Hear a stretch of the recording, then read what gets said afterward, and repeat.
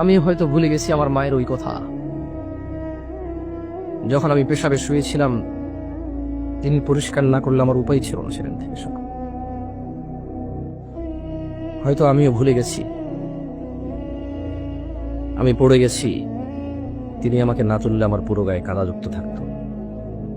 আমি হয়তো ভুলে গেছি সিঁড়ির কাছে আমি এসেছি, তিনি সব কাজ ফেলে এসে আমাকে করে না নিলে আমি সিঁড়ি থেকে পড়ে মাথা ফেটে অথবা দাঁত ফেটে মারা যেতাম।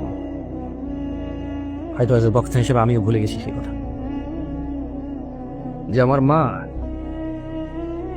নিজের জন্য ডাল আর ভাতের ব্যবস্থা করে আমার জন্য গরু দুধের ব্যবস্থা করেছিল যাতে আমার পুষ্টি হয়। হয়তো আমি ভুলে গেছি আমার দাদির সাথে ঝগড়া করেছে আমার মা শুধু আমার খাবার নিয়ে। হয়তো আমি ভুলে গেছি আমার বাবা বেকার ছিল, আমার জ্যাঠা জেঠিরা কথা শোনাইতো, আমার মা চুপচাপ কাজ বেশি করে করতো যাতে একটু বাড়তি খেতে পারে, আমি বাড়তি দুধ পাই।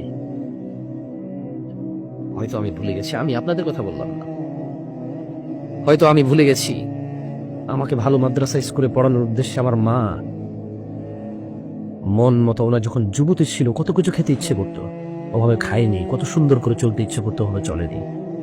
5 ভাই ছিলাম আমরা, হয়তো কারো 7 ভাই, কারো 8 ভাই, কারো 4 ভাই। ভুলে গেছি সেদিনের কথা, যেদিন পেশাব করতে গেলে ভয় লাগতো মা ছাড়া। ঘর থেকে বেরোলে জিনে ধরবে, ভূতে ধরবে, কুকুর কামড় দেবে, মানা হলে হবে না। সেই দিনের কথা হয়তো আমিও ভুলে গেছি, কিন্তু আল্লাহ নবী সাল্লাল্লাহু আলাইহি সাল্লাম ভুলেননি। তিনি বলেছেন পৃথিবীর সবচেয়ে বড় অপরাধ আল্লাহর সাথে শিরিক করা, তারপরে ওয়াউকুল ওয়ালিদাইন, পিতামাতার অবাধ্য হওয়া। কতটুকু অবাধ্য? পারবো না, করবো না, এখন না,